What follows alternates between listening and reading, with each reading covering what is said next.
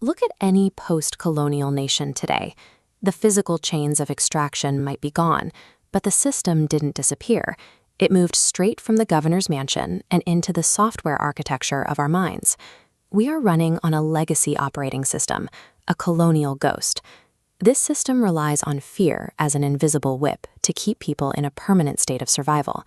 It has injected terror so deeply into our DNA that we've become our own prison wardens. The ghost thrives by engineering a scarcity scam. It designs the physical economy to feel like a high-stakes game of musical chairs, where resources appear strictly limited. It forces you to fight your neighbor for crumbs falling from a master's table.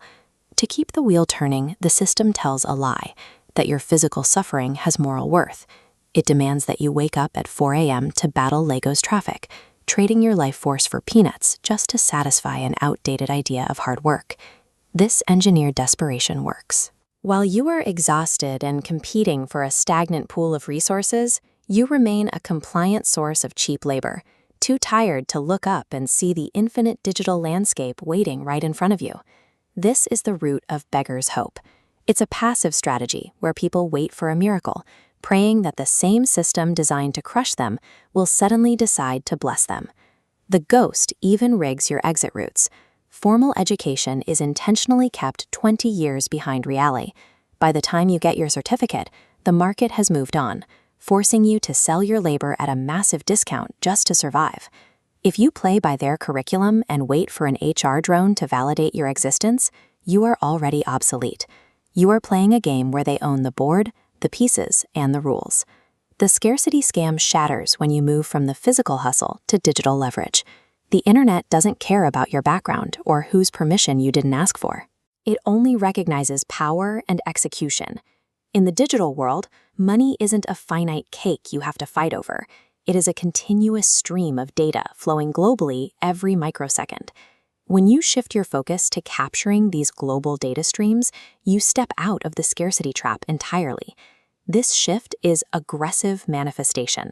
It is the absolute refusal to wait for outside help. Instead of praying for a miracle, you use digital tools to actively bend reality to your will. Code and AI are the levers that allow you to stand as your own platform.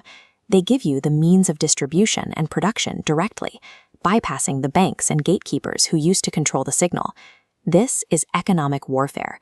You are taking the very tools designed to monitor and manage you, the screen in your pocket, and flipping them into a direct terminal to global liquidity. You achieve this through context engineering.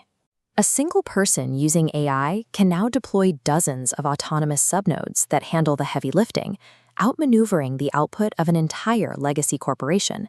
These workflows run 24/7.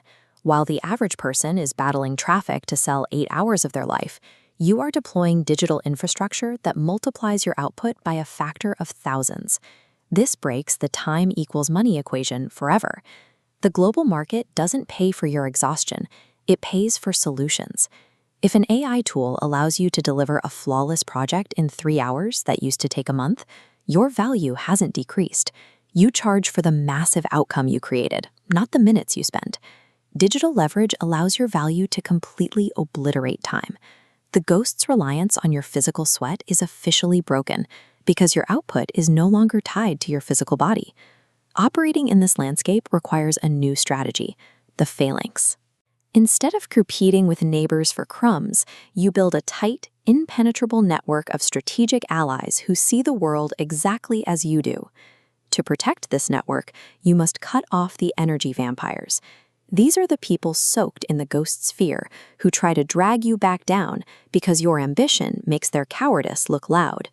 Secure this network by building digital fortresses.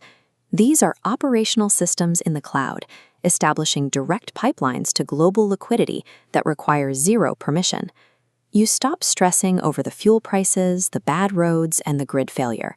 You look past the physical decay and focus entirely on the unblockable data streams passing through the satellites above you. You reach a state of fluid defense by bypassing local bottlenecks entirely. The ghost is muted and breaks when the wind blows. You remain unbothered by the physical structures crumbling around you. This is where you walk in absolute freedom. You stop buying into the vanity of titles like chief or manager, labels designed to make you feel important while you remain dependent on a plantation's payroll.